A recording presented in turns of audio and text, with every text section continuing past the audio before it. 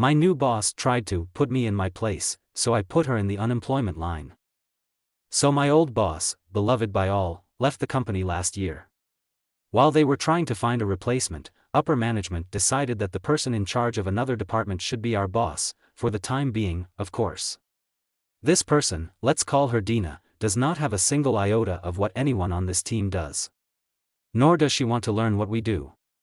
Fine, whatever, just let me do my work, get my money, and leave me alone. This issue comes in when she suddenly decides that we are disrespecting her with everything we do.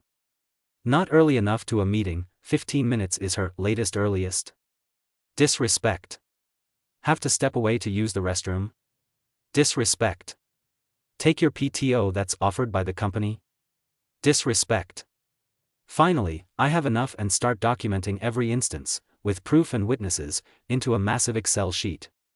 At this point, sure it's annoying and I'm passively looking for new work, but I've dealt with worse. The breaking point for me came during my yearly review.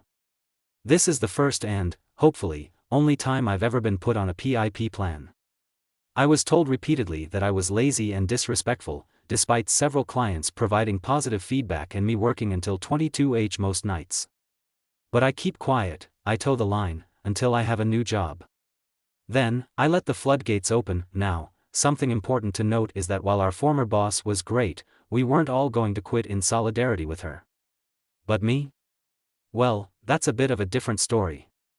In addition to my job, I also work to make my coworkers' jobs easier too. I was kind of the glue holding that entire team together. So when I quit, everyone else on my team did as well. And what did our team do, you might ask? Well, we supplied a service that brought in the majority of the revenue. With no one to supply the service, the business would head towards bankruptcy. Back to the story, when I put in my resignation, I decided to include the spreadsheet to provide further insight as to why I was leaving. And to top it all off, I decided to BCC the CEO. He and I are pretty close and he's told me on multiple occasions that he would do anything to keep me employed there. When he found out about Dina's antics, he held true to his word. Asked if he should fire Dina. Now, Dina may be a dick, but she has young kids and I'm not a dick. So I told him no, but if anyone else leaves because of her, then he should rethink her employment. Well, my last day comes and goes, and the rest of the team puts in their resignations, effective immediately, citing disrespect from Dina specifically.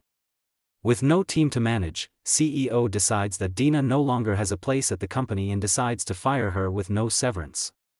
How do I know? Dina decided to spam call me for several days. But my new fancy job is at a law firm and I was able to get one of them to draft up a cease and desist. Haven't heard a peep since and now I'm just enjoying my new gig, Dina free.